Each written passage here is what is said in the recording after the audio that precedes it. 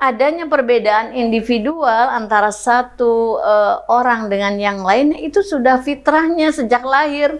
Sekalipun pada anak kembar yang mirip gitu ya, itu tidak akan pernah sama.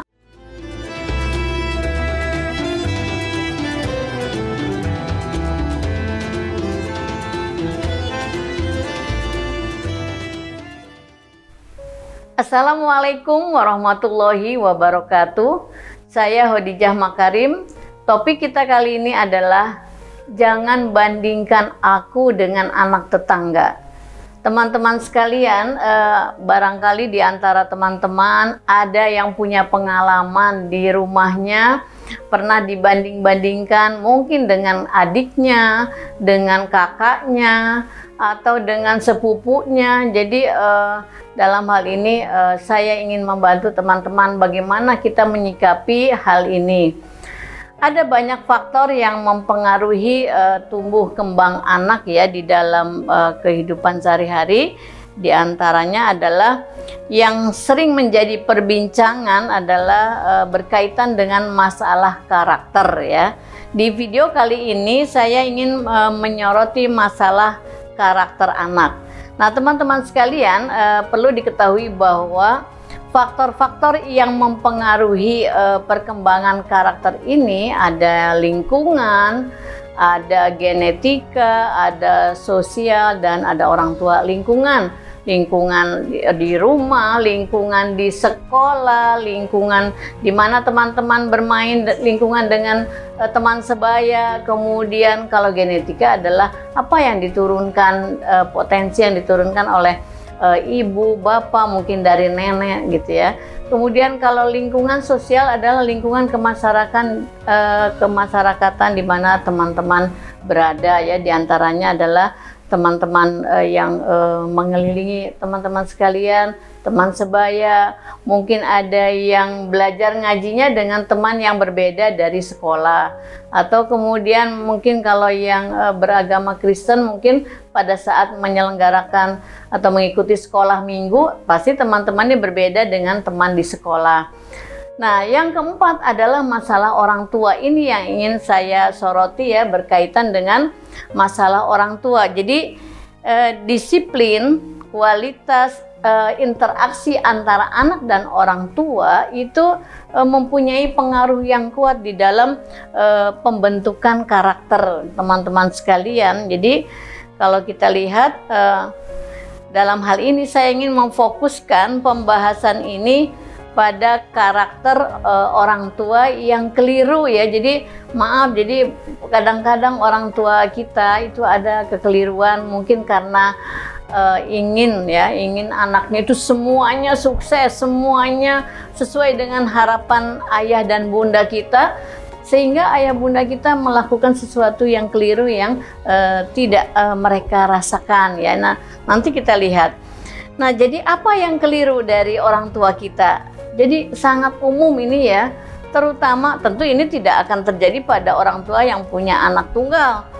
Membandingkannya barangkali ya, kalau misalnya, tetapi kebanyakan kalau anaknya lebih dari satu ya, 2, 3, 4 dan seterusnya, itu membandingkan dengan siapa yang di sekeliling kita ya. Jadi misalnya dibandingkan dengan adiknya, dibandingkan dengan kakaknya, dibandingkan dengan sepupunya. Tuh lihat sepupu kamu, kalau adik misalnya, tuh lihat adikmu semangat belajarnya, kamu masa sebagai kakaknya begitu? Nggak malu apa sama adiknya? Dan biasanya itu diucapkan depan adiknya. Coba bayangkan apa perasaan kita sebagai kakak yang dibandingkan dengan adik. Kalau misalnya dibandingkan dengan kakaknya, sebaliknya, tuh kakakmu tuh contoh, kamu kok nggak ada prestasinya, begini begitu dan sebagainya. Nah, makinlah sedih ya si adik itu dibandingkan dengan kakaknya. Lalu bagaimana kalau satu saat ada pertemuan keluarga, ada sepupumu yang hebat-hebat, dibandingkanlah, tuh lihat sepupumu gitu ya. Atau dengan anak tetangga, tuh lihat tetangga kita kan sama umurnya sama kamu, kok dia udah bisa begini, kok dia bisa begitu. Jadi banyaklah ya hal-hal yang dilakukan oleh orang tua tanpa dirasa itu adalah keliru. Nah, baik teman-teman sekalian, mungkin orang tua kita itu lupa bahwa sesungguhnya tiap individu itu unik, gak ada yang sama ya. Jadi adanya perbedaan individual antara satu orang dengan yang lain itu sudah fitrahnya sejak lahir. Sekalipun pada anak kembar yang mirip gitu ya, itu tidak akan pernah sama. Jadi setiap anak membawa potensi masing-masing, jadi nggak akan pernah sama. Jadi nggak layak kalau dibandingkan sebetulnya ya. Jadi kalau apa sih yang kemudian terjadi kalau itu kamu rasakan gitu dibanding-bandingkan dengan tadi ya, dengan adik, dengan kakak, dengan sepupu, dengan anak tetangga. Belum lagi kalau di sekolah misalnya guru membandingkan kamu dengan siswa yang lain ya. Tapi dalam hal ini saya ingin memfokuskan yang dibanding-bandingkan itu adalah di lingkungan keluarga ya. Nah, apa yang terjadi? Apa yang kita rasakan kalau kita dibandingkan dengan yang lain ya, ada kakak, adik, sepupu dan sebagainya. Itu akan berpengaruh pada psikis ya. Ya, kemudian kalau sudah berpengaruh pada psikis, itu akan berpengaruh pada fisik juga gitu.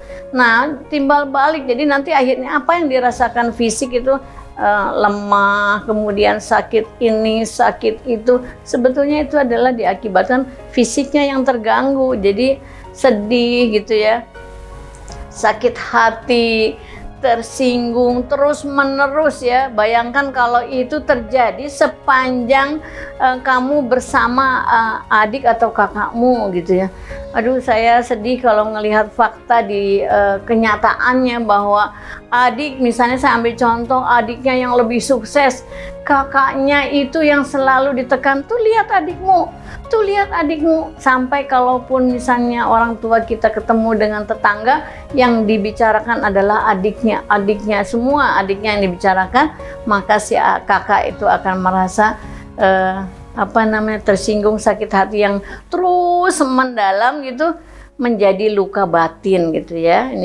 Nah sekarang kalau saya ingin nasihati, tentu saya ingin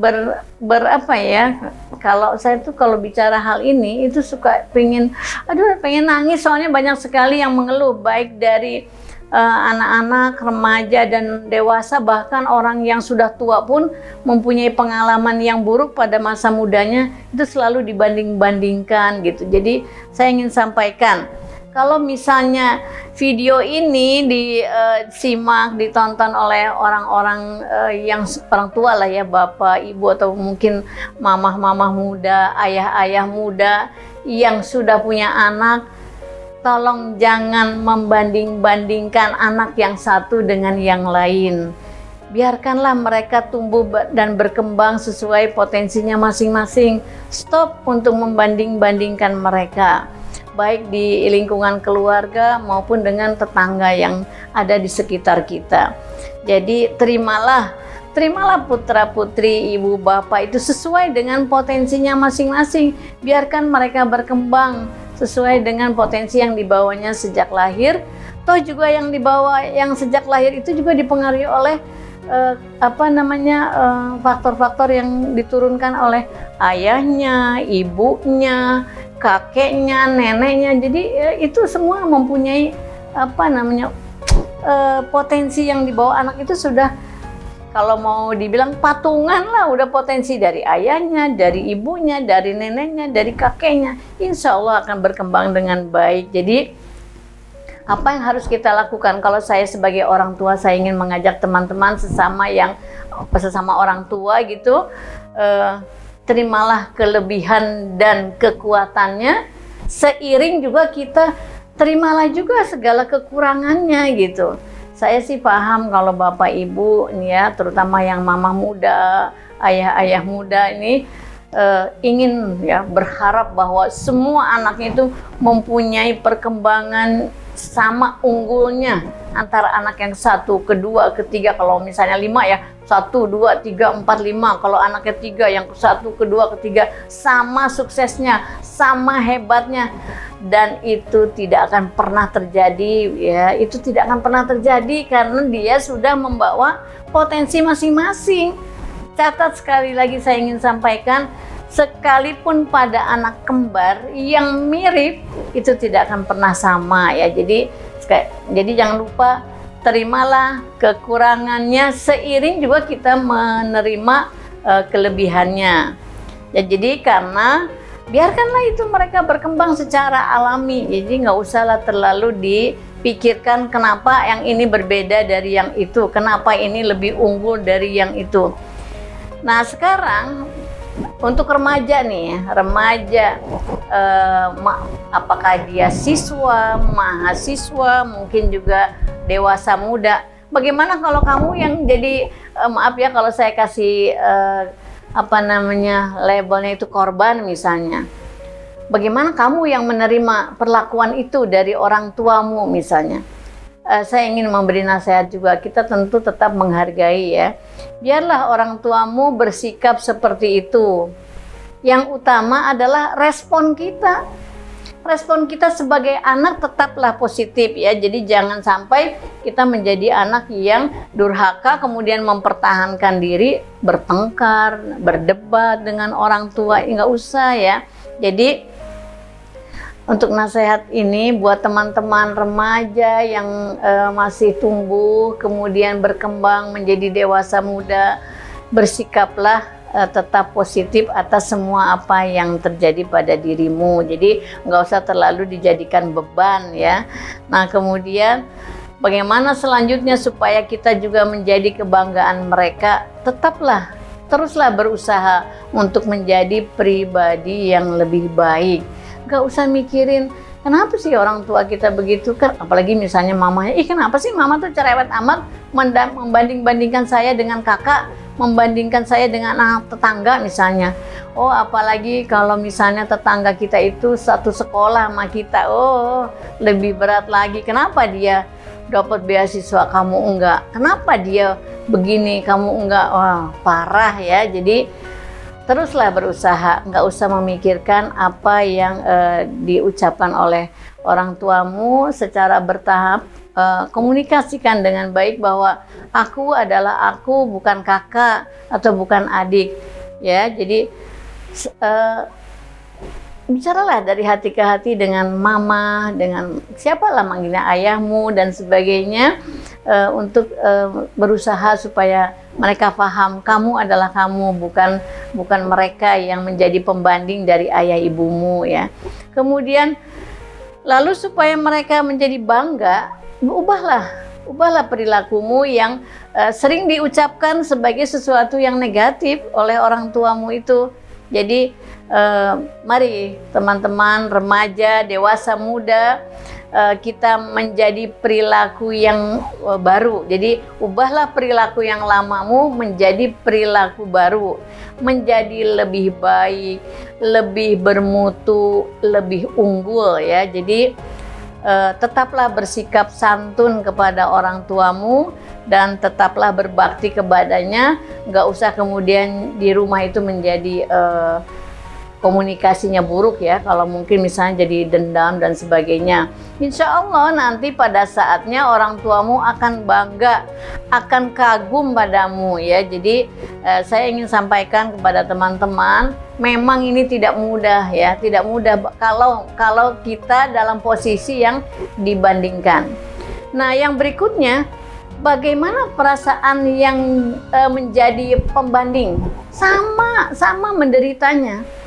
Banyak yang mengeluh kepada saya bahwa Bu, saya ini adalah sebagai kakak yang selalu berprestasi, selalu juara. Adik-adik saya tidak pernah mendapatkan juara ini, juara itu. Nah, saya menjadi panutan di dalam keluarga. Terus saya tanya, kamu menderita nggak? Oh, sangat menderita, Bu. Kenapa? Karena saya dimusuhi oleh adik-adik saya gitu. Jadi, teman-teman jangan lupa, kalau pesan saya yang berikutnya, nggak usah marah sama yang dibandingkan, yang diukur oleh orang tua. Contoh, kalau kamu sebagai adik, kan dibandingkan dengan kakakmu, jangan marah kepada kakakmu, karena dia juga sama menderitanya, nggak kepengen menjadi pembanding ya. Tetaplah bersabar, berkomunikasi dengan baik. Kalau kamu sebagai kakak dibandingkan dengan adik, jangan memusuhi adik. Ya, tetaplah berkasih sayang, menebar kasih sayang. Belajarlah apa sih keistimewaan kakak aku ini, apa sih keistimewaan adikku ini? Mulailah, tapi tidak perlu kamu mengidentifikasi diri menjadi seperti dirinya, nggak usah ya, tapi carilah apa potensi yang ada pada dirimu, apa kekuatanmu yang bisa dimunculkan, lalu kekuranganmu apa. Nah, kemudian kekuranganmu itu sedikit demi sedikit berusahalah untuk dikurangi, belajar. Banyak kok sekarang cara kita untuk selalu mengasah kepribadian kita, karena kepribadian bisa dirubah. Kemudian misalnya sesuatu yang dibanggakan, misalnya belajar, kamu dianggap kurang berprestasi, banyak cara untuk meningkatkan prestasi belajar ya. Jadi pesan saya adalah kalau ini kasus ini terjadi pada teman-teman ya, nggak usah marah kepada orang tua, tetaplah kita santun, tetaplah berbakti kepada orang tua. Komunikasikan pada orang tuamu bahwa aku adalah aku, bukan kakak. Aku adalah aku, bukan adik. Aku adalah aku, bukan sepupu. Ya, jadi jadilah diri sendiri. Insya Allah pada saatnya nanti kamu akan menjadi kebanggaan keluarga. Merinding saya kalau cerita tentang ini karena memang banyak kasusnya ya. Dari zaman dulu sampai sekarang. Dari orang-orang tua zaman dulu sampai sekarang. Kalau membanding-bandingkan itu sudah ada di dalam keluarga. Jadi nggak usah teman-teman menganggap, kok aku dibandingkan, banyak yang kasus seperti ini. Cuma bagaimana meresponnya. Yang paling penting adalah cara kita merespon hal tersebut. Terima kasih, mudah-mudahan ini bisa membantu teman-teman untuk terus berkomunikasi dengan baik dengan keluarga. Assalamualaikum warahmatullahi wabarakatuh.